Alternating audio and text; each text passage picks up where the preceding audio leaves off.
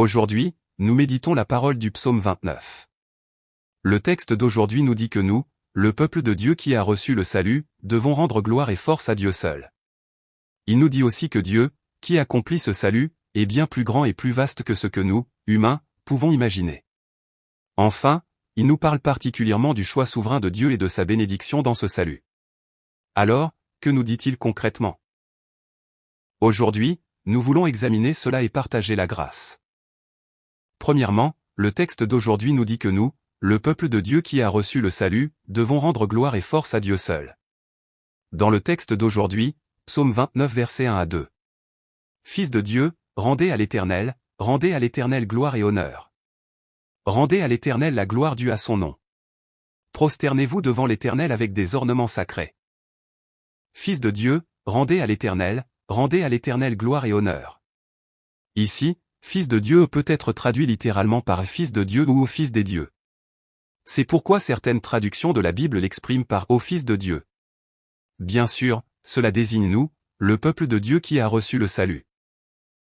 Autrement dit, cette parole signifie que nous, le peuple de Dieu qui a reçu le salut, devons rendre et continuer de rendre gloire et force à Dieu en raison du salut que nous avons nous-mêmes reçu. Ici, rendre signifie attribuer, un résultat quelconque, etc. à. En somme, attribuer le salut que j'ai reçu à Dieu. Pourquoi en est-il ainsi? Parce que le salut que nous avons reçu ne s'accomplit pas par ma propre justice, mes mérites, ma coopération ou mon aide. Au contraire, le salut que nous avons reçu est uniquement la grâce de Dieu. Non, notre salut est une œuvre accomplie uniquement par la force, la puissance, l'autorité, la sagesse et la gloire de Dieu. N'est-ce pas vrai? Dieu nous a choisis avant l'éternité et a travaillé ardemment pour nous sauver. En regardant la Bible, nous pouvons voir que le plan de salut de Dieu pour nous est exposé en détail, et nous voyons aussi que Jésus est venu sur cette terre conformément à ce plan de salut et qu'il est mort en versant son sang sur la croix, afin d'effacer tous les péchés de quiconque croit en cela et de le sauver en le déclarant juste gratuitement. Non, nous pouvons confirmer que Jésus a envoyé le Saint-Esprit parmi nous et qu'à travers lui, il accomplit le salut. C'est-à-dire qu'il nous a appelés au sein de l'Église 153, nous a fait entendre la parole de l'Évangile pour nous faire connaître Dieu, et nous a fait connaître le salut que Dieu opère, afin qu'en croyant au mérite du sang du Fils unique, nous puissions parvenir au salut sous sa direction et son action. Ainsi, nous pouvons confirmer que notre salut est une œuvre accomplie uniquement par la force, la puissance, l'autorité, la sagesse et la gloire de Dieu. Par conséquent, le peuple de Dieu doit naturellement, en raison du salut qu'il a lui-même reçu, rendre et continuer de rendre toute gloire et toute force à l'Éternel. Rendez à l'Éternel la gloire due à son nom. Prosternez-vous devant l'Éternel avec des ornements sacrés. Ici, dire rendez à l'Éternel la gloire due à son nom signifie que dans ce salut, on ne doit en rien porter atteinte à la gloire de Dieu. On ne doit en aucune manière limiter ou diminuer la gloire de Dieu. Au contraire, toute la gloire doit être entièrement rendue à Dieu. En d'autres termes, le fait que j'ai reçu le salut est uniquement la grâce de Dieu. C'est-à-dire que Dieu m'a sauvé uniquement par son nom, c'est-à-dire à travers sa sagesse, sa puissance, son autorité, son amour et sa miséricorde. Si au contraire je prétendais que dans l'obtention de mon salut, il y avait ma justice, mon mérite, mon aide ou ma coopération, alors la gloire que Dieu devrait recevoir serait diminuée et lésée à la mesure de cette prétention. Ainsi, nous, le peuple de Dieu, devons naturellement rendre toute gloire et toute force entièrement à Dieu. Ô Dieu! Je confesse que je suis un pécheur qui ne peut que mourir éternellement à cause du péché. Je vous remercie de m'avoir sauvé, moi qui suis moins que ce vermisseau. Je confesse que c'est uniquement par la grâce de Dieu que j'ai pu recevoir le salut. C'est ainsi que, loin de se glorifier ou de mettre en avant sa propre justice, ses mérites ou ses bonnes œuvres dans ce salut, on ne doit rendre gloire qu'à Dieu seul. De plus, sous quelle forme devons-nous rendre gloire à Dieu? Prosternez-vous devant l'Éternel avec des ornements sacrés. Ici, ornement sacré signifie vêtement sacré et désigne le vêtement de justice dont Dieu revêt son peuple. C'est-à-dire que Dieu efface tous les péchés de quiconque croit au mérite du sang du Messie et le déclare juste gratuitement, innocent, saint. C'est précisément ce vêtement de justice qu'il désigne. Par exemple, les prêtres de l'époque de l'Ancien Testament devaient porter des vêtements sacrés avec des ornements spirituels chaque fois qu'ils s'approchaient de Dieu. Bien sûr, cela préfigurait et symbolisait le vêtement de justice que notre peuple de Dieu porterait à l'avenir en croyant au mérite du sang du Messie venant sur cette terre. Autrement dit, notre peuple de Dieu doit naturellement recevoir l'effacement de tous ses péchés en croyant au mérite du sang du Messie, Jésus-Christ, envoyé par Dieu, être justifié gratuitement, et s'approcher de Dieu pour l'adorer.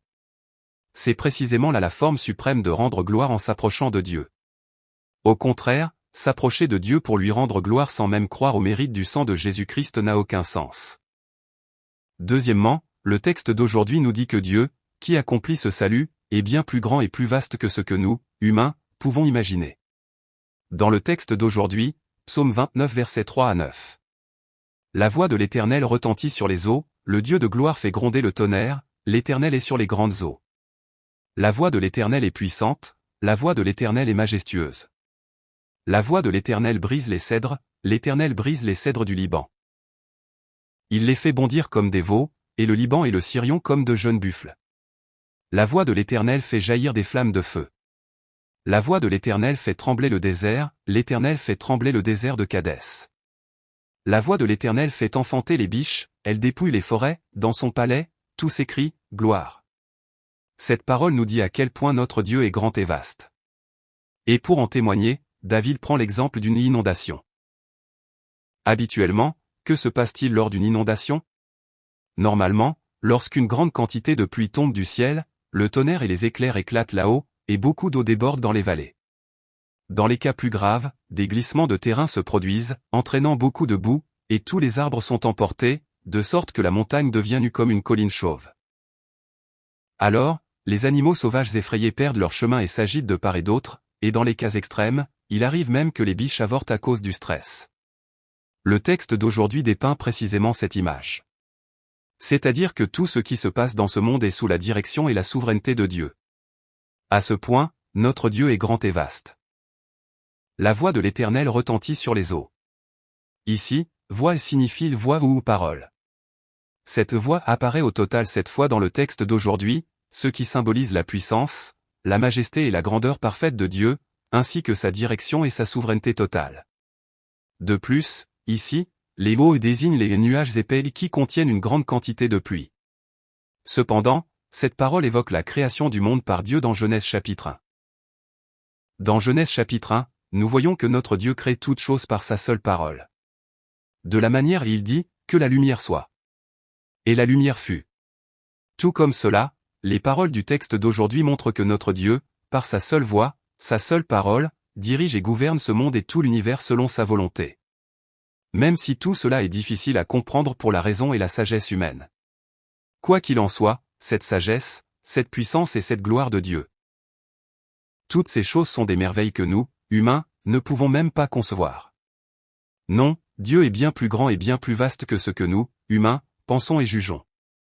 Par exemple, Dieu est celui qui, par sa seule parole, est capable de créer non seulement cet univers, mais des milliers, des dizaines de milliers d'autres, et de diriger et gouverner tout ce qu'il a créé selon sa volonté.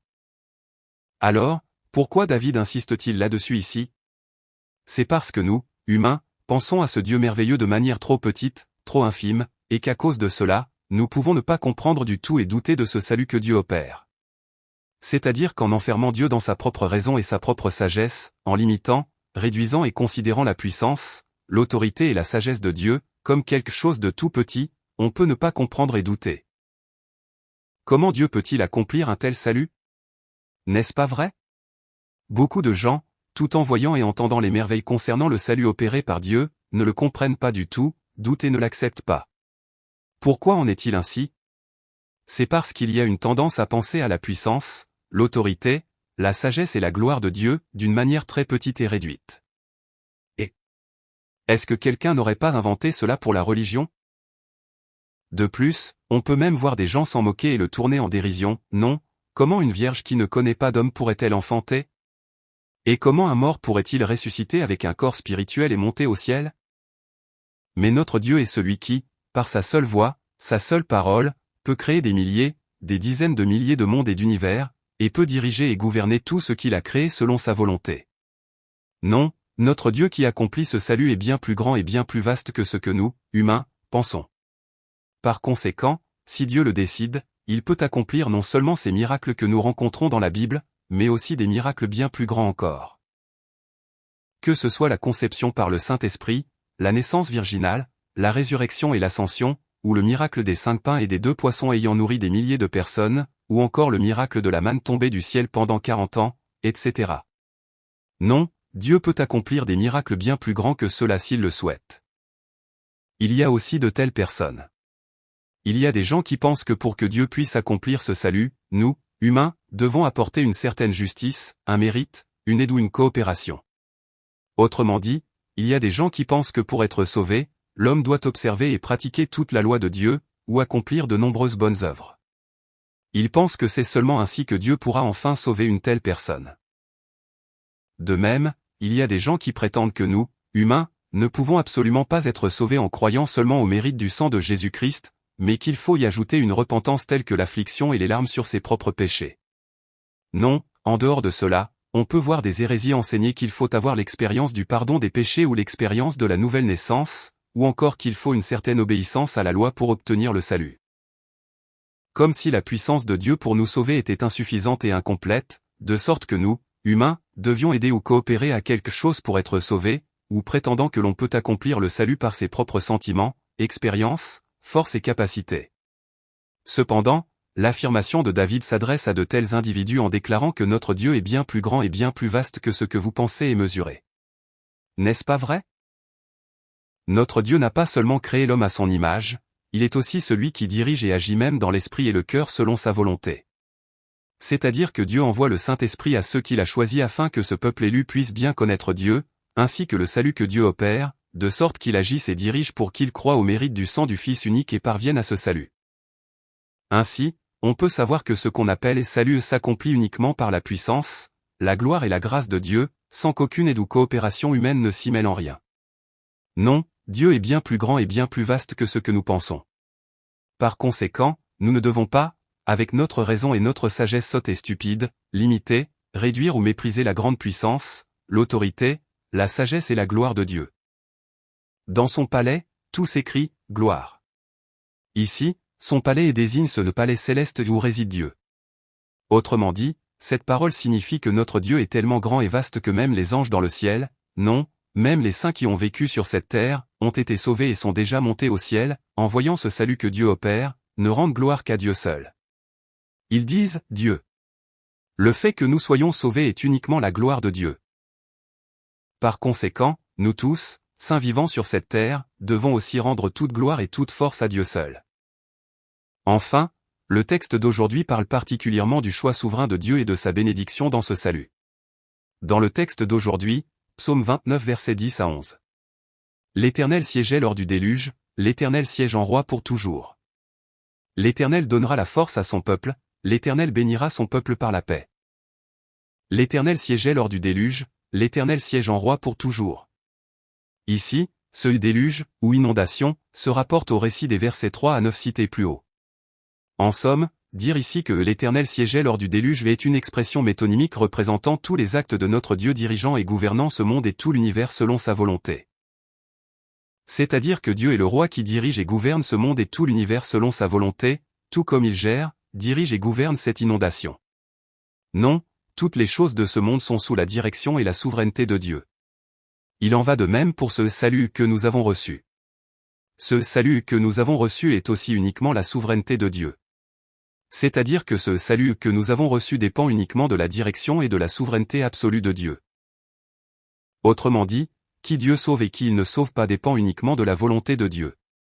C'est-à-dire que selon sa volonté, il accorde sa grâce à telle personne pour lui faire connaître l'Évangile et ainsi la faire parvenir au ciel, et il n'accorde aucune grâce à telle autre personne, la laissant vivre dans l'endurcissement jusqu'à ce qu'elle tombe dans la perdition éternelle.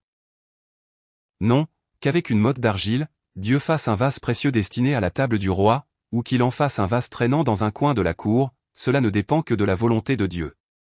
Autrement dit, qu'il établisse quelqu'un comme membre de son peuple, ou qu'il l'établisse comme un maudit, cela ne dépend que du cœur de Dieu. De plus, ce n'est pas tout, la méthode même d'accomplissement de ce salut dépend aussi de Dieu. C'est uniquement selon la manière de Dieu, uniquement selon le plan de Dieu et selon son intention qu'il accomplit notre salut. En d'autres termes, Dieu est celui qui fait naître l'élu choisi avant l'éternité à tel moment, à tel endroit, qui envoie telle personne pour prêcher, qui l'envoie dans telle église pour entendre l'évangile, et qui lui fait connaître et comprendre lors de l'écoute de cet évangile, afin que, selon son plan, Ils croient au mérite du sang du Fils unique et accomplissent ainsi ce salut. Ainsi, notre salut est le choix souverain de Dieu, et uniquement l'action souveraine de notre Dieu. Alors, qu'en pensez-vous? Puisque je parle ainsi, l'épouse du pasteur qui est venu dans notre église dimanche dernier a objecté de la sorte. Pasteur, ce salut ne serait-il pas un choix de notre libre arbitre humain plutôt qu'un choix souverain de Dieu? Enfin, c'est évident. Dieu a donné aux humains le libre arbitre, et si l'on y réfléchit, puisque je crois par ma propre volonté, c'est-à-dire puisque j'ai la foi, Dieu me sauve, n'est-ce pas? Alors j'ai répondu ainsi. Notre Dieu est bien plus grand et bien plus vaste que ce que vous pensez. Vous ne devez pas penser à la sagesse, la puissance, la gloire, la direction et la souveraineté de Dieu, de manière trop petite, réduite ou limitée. Car notre Dieu est bien plus grand et bien plus vaste que ce que nous, humains, pensons. Si j'ai parlé ainsi, c'est parce que j'estimais que cette dame pensait à Dieu, c'est-à-dire à sa force, son autorité, sa gloire et sa sagesse. De manière trop petite, trop réduite et limitée. Parce qu'auparavant aussi, cette dame affirmait que pour notre salut, en plus de la foi au mérite du sang de Jésus-Christ, il fallait une repentance volontaire semblable à un mérite du sauvé, et ici elle affirmait le choix du libre arbitre de chaque individu humain. J'ai donc ajouté ce qui suit. Le fait que vous puissiez connaître notre Dieu, et aussi connaître et croire au mérite du sang de Jésus-Christ, c'est parce que notre Dieu vous a accordé une grâce immense. C'est pour cela que vous pouvez connaître et croire tout cela, s'il n'en était pas ainsi et que Dieu ne vous avait pas accordé sa grâce, comment pourriez-vous connaître Dieu, comment pourriez-vous connaître notre Jésus, et comment pourriez-vous croire au mérite du sang de Jésus-Christ? Le fait que nous puissions connaître, comprendre et croire tout cela est uniquement dû au fait que Dieu a accordé une grâce immense. C'est-à-dire que, parce que notre Dieu m'a fait naître en ce temps et sur cette terre où l'évangile est entendu, m'a envoyé un certain prédicateur pour me faire entendre la parole de l'évangile, et m'a fait connaître et comprendre lors de l'écoute de cette parole, j'ai finalement pu croire au mérite du sang de Jésus-Christ. S'il n'en était pas ainsi et que j'étais né à l'époque de Goriéo où l'évangile n'était pas entendu, ou si j'étais né dans une contrée reculée d'Afrique où l'on ne peut entendre cet évangile, comment pourrais-je recevoir le salut par le choix de mon libre arbitre?